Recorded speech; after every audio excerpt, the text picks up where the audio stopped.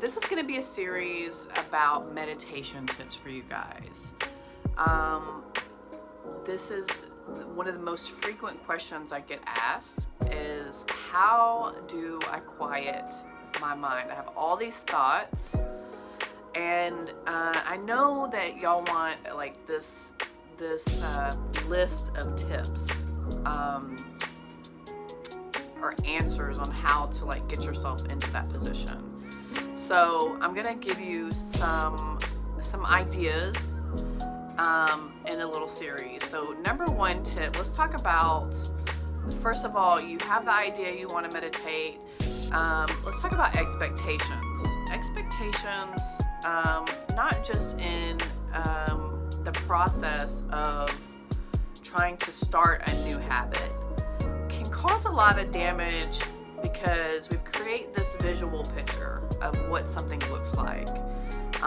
We do this a lot when we're trying to manifest or when we're trying to create something, but it also happens through like scrolling through social media. It starts to form a picture based on all the visuals that we're being fed, right? So I want you to just take some time to delete all the visuals that you have about what meditation looks like to you, because in this practice, it can look different for everybody. And I didn't know about this until I actually was like started playing an instrument. That you're meditating, you're in that zone when you're doing things like that, art,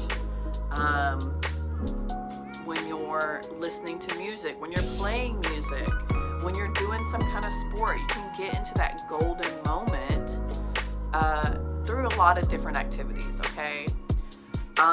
So sometimes going to sit in a place, putting on music or guided meditation might not work for you at first, okay?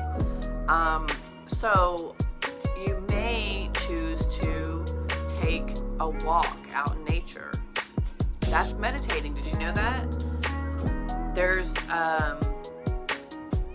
mindfulness meditations where you're actually thinking about something, you're focused on something. So we're trying to bring the focus back to something. There's breath work.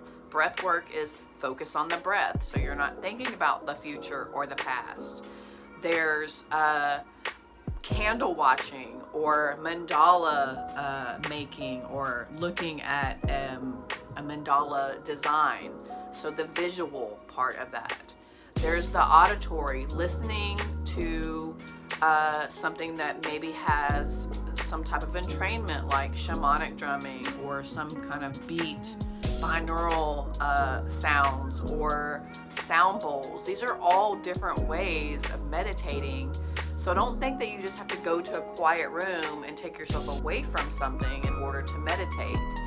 The other thing is this: movement prepares the body for meditation.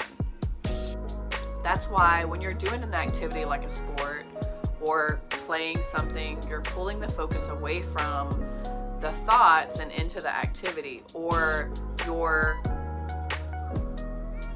moving energy, bioelectric energy through your body in order to allow the body a time to rest afterwards. So if you're going to start a meditation practice, I highly suggest that you do some type of movement first and then attempt to meditate. If you're going to try the in the room, sitting down or laying down, quiet meditation where you're listening to something. And I don't think a lot of people understand that that's why those two things work together, and they're very helpful. Sometimes, most definitely in our yoga training, we're taught to have an empty stomach, or to make sure you're satiated, so you're not, your stomach's not gurgling or wanting food, or you don't have the cravings. Also, that you're not so full that you're sitting there and need to go to the bathroom. Same thing with, wearing clothing that fits comfortably. There's a lot of things that can take you out of the feeling of or distract you from, and that's why movement is important. So I guess number one tip is we're deleting the idea of what our current thoughts of what meditation looks like, so then we can move forward and start to experiment and explore different ways of meditating.